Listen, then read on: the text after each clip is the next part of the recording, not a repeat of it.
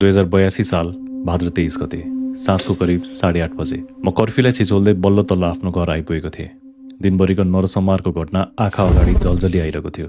त्यस रात निन्द्र त लाग्नेवाला थिएन, त्यसैले घर पुगेर सोसल मिडिया स्क्रोल गर्दै थिएँ। अचानक एउटा भिडियो देखेँ। भिडियो इटरीको थियो, जहाँ एउटा बाबुको गालाबाट रगतको खोला बगेको र लुगाभरि रगत लतपत्तिएको अवस्थामा मेडिकल पुर्याउँदै गरेको थियो। उसको बायाँ बङ्गारामा गोली लागेको रहेछ, अर्थात् मृत्युबाट ऊ 1 इन्चले बचेको रहेछ।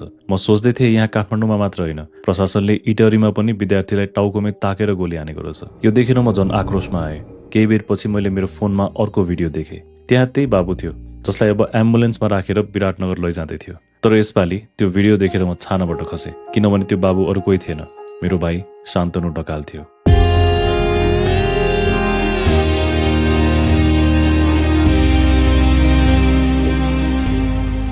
शान्तनु मेरो आफ्नै भाइ नभए पनि मेरो लागि ऊ आत्मीय थियो।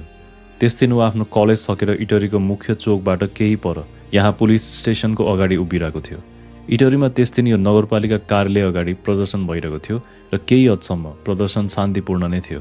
तर एकाएक अवस्था बिग्रिन थाल्छ। शान्तनुले यो सब निकै टाढाबाट निहालिरहेका हुन्छन्। त्यसैबीच एक्कासी प्रहरीको फायरिङको आवाज आउन थाल्छ। फायरिङले गर्दा भिड अस्तव्यस्त हुन्छ र त्यो प्रदर्शनमा 2 जना विद्यार्थीको निधन समेत हुन्छ। अचानक शान्तनु, जो घटनास्थलबाट निकै टाढा थिए, उनले एउटा ठुलो आवाज सुन्छन्। त्यो आवाज सुनेर शान्तनु केही पर भाग्छन्। भाग्ने क्रममा उनको देब्रे गालामा केही दुखे जस्तो महसुस हुन्छ, तर पनि 70-80 मिटर टाढासम्म ऊ निरन्तर भाग्छ र त्यहाँ उसलाई कसैले रोकेर भन्छ, "बाबु, तिमीलाई त गोली लागेछ।" शान्तनुलाई त्यसपछि तुरुन्तै नजिकको मेडिकल लगिन्छ र प्राथमिक उपचार दिइन्छ। त्यसपश्चात हतार उनलाई एम्बुलेन्समा विराट मेडिकल कलेज लगिन्छ र उनको शल्यक्रिया हुन्छ।